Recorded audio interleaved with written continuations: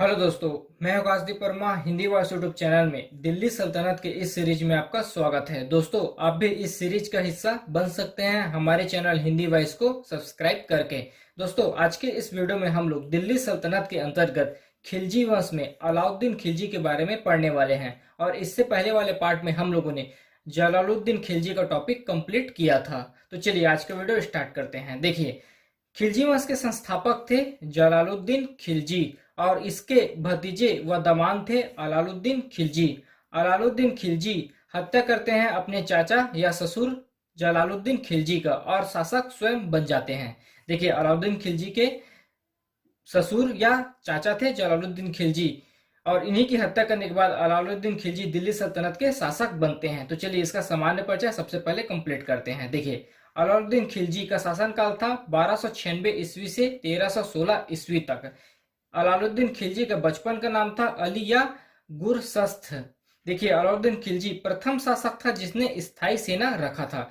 अलाउद्दीन खिलजी दिल्ली सल्तनत में प्रथम शासक था जिसने स्थायी सेना रखा था और स्थायी सेना रखने का कारण था मंगोल आक्रमण। अलाउद्दीन खिलजी ने मंगोल आक्रमण से बचने के लिए स्थायी सेना रखा था और सेना की संख्या को भी बढ़ाया था। और अलाउद्दीन खिलजी प्रथम मुसलमान शासक था जिसने दक्षिण विजय अभियान चलाया था। अलाउद्दीन खिलजी प्रथम मुसलमान शासक था जिसने दक्षिण विजय अभियान चलाया था और भारत का प्रथम मुसलमान सम्राट अलाउद्दीन खिलजी को माना जाता है। भारत का प्रथम मुसलमान सम्राट अलाउद्दीन खिलजी को माना जाता है। अलाउद्दीन खिलजी ने धर्म को राजनीति से अलग किया। अलाउद्दीन खिलजी ने धर्म को राजनीति से अलग किया और कहा कि मैं वो निर्णय लूंगा जो राज्य के हित में होगा, भले ही कुरान में कुछ भी लिखा है। अलाउद्दीन खिलजी ने धर्म को राजनीति से अलग किया और कहा कि मैं वो निर्णय लूंगा जो राज्य के हित में है, भले ही कुरान में कुछ भी लिखा हो। देखिए, अलाउद्दीन खिलजी ने अपना राज्याभिषेक 2 बार कराया था।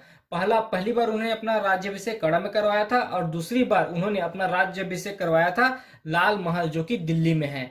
लाल महल में करवाया था अपना राज्याभिषेक दूसरी बार, जो कि दिल्ली में है और जिसका निर्माण गयासुद्दीन बलबन के द्वारा करवाया गया था। तो अलाउद्दीन खिलजी ने अपना राज्याभिषेक 2 बार कराया था। एक बार कराया था कड़ा में और दूसरी बार करवाया था लाल महल में, जो कि गयासुद्दीन बलबन के द्वारा बनाया गया था। लाल महल दिल्ली में है।